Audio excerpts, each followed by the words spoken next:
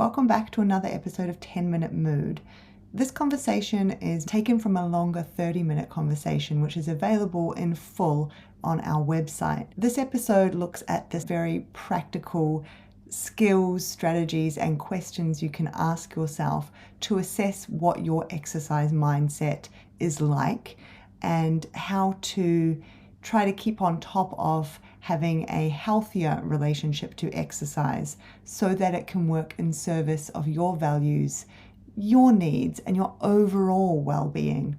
If you find this episode interesting, you can find the entire conversation all together in one place on our website, sydneycitypsychology.com.au. Enjoy. Would you mind talking through what it would be like for someone if they wanted to start to shift towards healthy exercise attitudes? They've noticed that their exercise is more on the unhealthy end of things and they really want to rectify that and want to start to shift, or at least consciously try and ensure that they are operating within more of a healthy relationship and attitude towards exercise. Have you got, would you be able to elaborate on that a little? Yeah. So, look, the first part is always going to be awareness, right? You might need to start identifying, like, if the way that you're doing things around movement and activity and exercise, because sometimes we don't question these things, we just do it because it's automatic, it's habitual.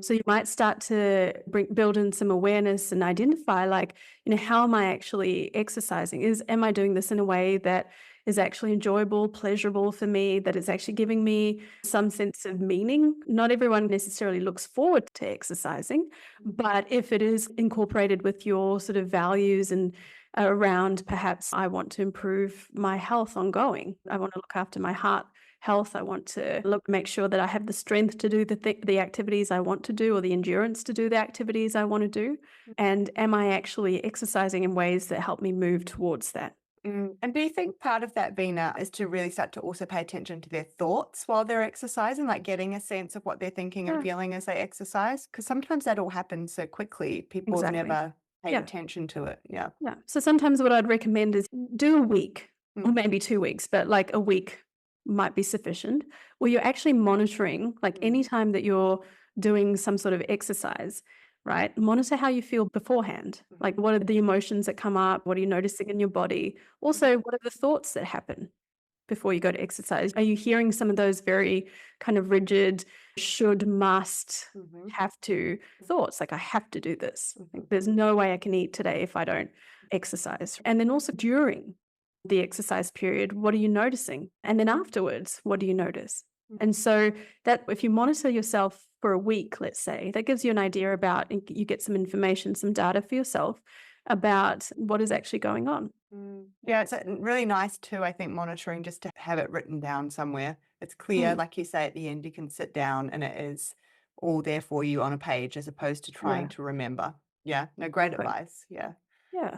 And one of the things I forgot to mention earlier is think about things in the terms of, like, variety, because we do need a lot of variety in all aspects. When it comes to movement and physical activity and exercise, are you doing a variety of these movements?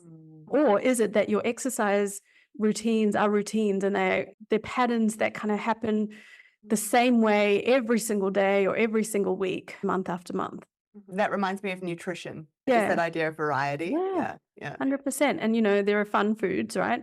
Same Yeah. same with exercise. There's fun exercise you can Yeah. do, right? And the other thing is, are you spending most of your time thinking about or focusing on exercise? Mm. Like, is it something that plays on your mind or maybe is in the background constantly? Mm. Or is there variety in terms of, like, your day-to-day life, in terms of what you're putting time into day to day, week to week?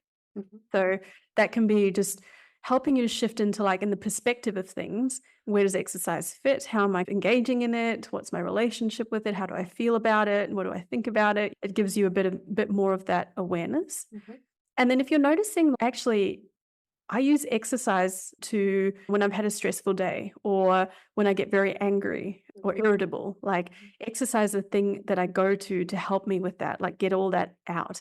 I have come across clients who, for them, exercise is the way to kind of manage a lot of what they're thinking and feeling. Yeah. I'm sure you have the Definitely. Me same. too. Yeah, yeah, yeah, Yeah. yeah, definitely. Yeah. And then something happens, like maybe there's an injury or an illness, or for whatever reason, they can't do that and they really struggle Yes. because there's no other way that they've learned to manage their thoughts and feelings. It might be then thinking about how can I develop some skills to manage these other aspects, and maybe I need to link in with a professional to help me do that. Yeah, Um, yeah. And or then maybe I that need, can also perhaps to like return exercise to its rightful place. So then it doesn't mean you have to get rid of exercise. yeah, But if you're not solely relying on it as the thing I do when I get into an argument with my partner, it actually, yeah, now it frees up exercise to be used in new, like you say, new fun mhm, ways, a variety yeah, of ways. And again, you might still also turn to exercise during some of those stressful moments.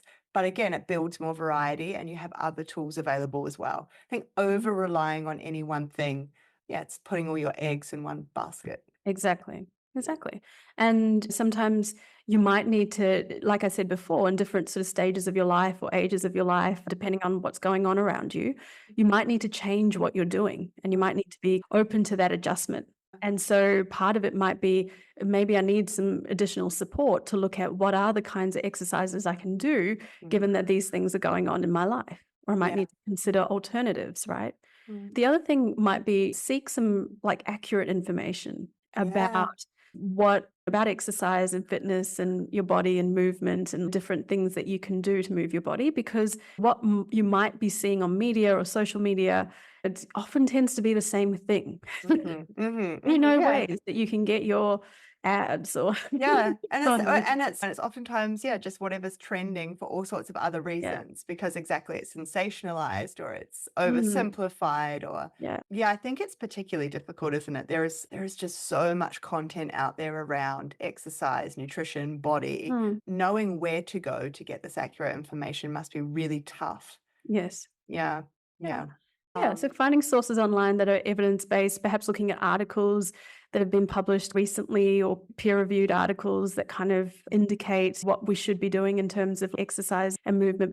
Speaking to professionals like exercise physiologists, right, who have more of that specific knowledge around movement.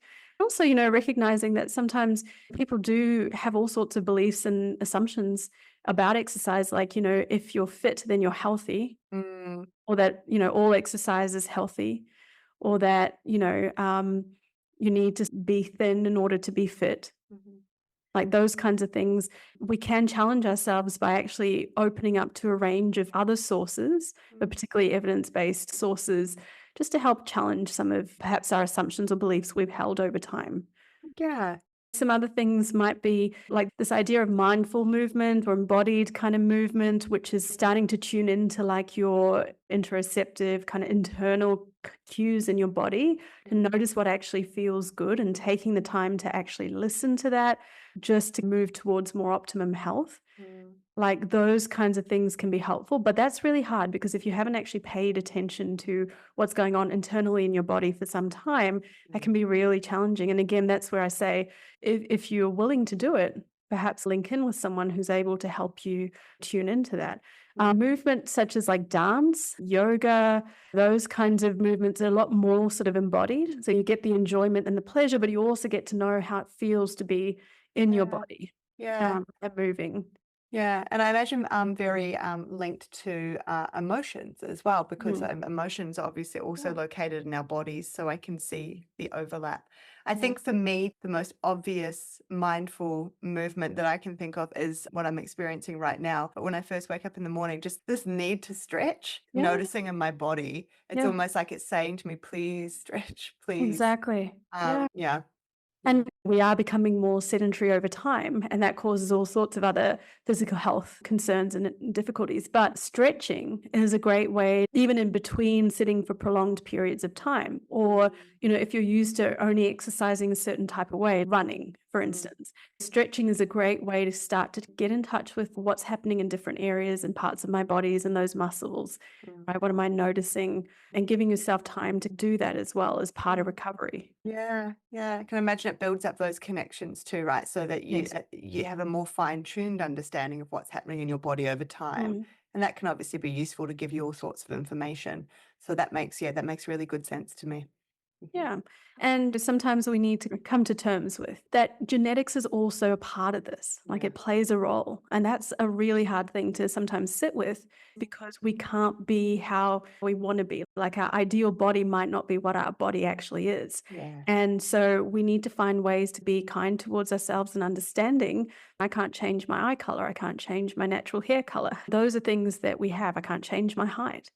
And so there is this kind of considerable variation of things that happen, and we need to start to tune into and be more aware of and understanding that actually I can only do what is best for me, but I Yeah. need to know what that might be. And maybe I Yeah. need to question what that would look like for me, Mm. as opposed to sometimes just following some things automatically or just presuming and assuming that, oh, if I do this workout here, then I'm going to look like this person who's teaching the workout. The expectation that someone else will know better than me about what Mhm. is best for my body. There's obviously tailored advice that professionals can give you, but ultimately, I think the point you're driving at is that we still always need to pay attention to the cues inside ourselves as we Mm. do those activities Yeah. to figure out for ourselves, because no one else can experience those cues, right? We Mm. are the ones living in our bodies. Yeah, that's a really powerful point. I like that. It reminds me just of the concept of making friends with our body, Yes. the body that we're given. Exactly. And these are all suggestions. So maybe picking one starting point, I suppose, otherwise it can be overwhelming, right? Yes, But yes. picking one place to start, even if it's just building an awareness of what is happening Mm. in terms of the way that I move throughout the day. Yeah, no, I like that because I think as well, yes, this propensity to be overwhelmed, and if that goes hand in hand with for someone who's also a perfectionist, yeah, this could easily turn into something quite rigid. These are an array of options for you, and just picking somewhere to start and just Mm. going gently with yourself on that journey. Yeah. Yeah. It's been such a pleasure, Veena. I've learned a lot, and Mhm. specifically around how exercise can be used to keep our bodies in a particular condition that might allow us to do the things that matter to us. Yes, thanks, Aspasia, for the opportunity to actually hopefully bring some sort of insight and awareness and maybe understanding around healthy and unhealthy exercising. Thanks for listening to this episode. And as always, please reach out to a health professional if you have any further questions in this area. If you think that seeing a clinical psychologist could be useful to you, then please do get in touch with us. All our contact details are also on our website, sydneycitypsychology.com.au. We would love to hear from you.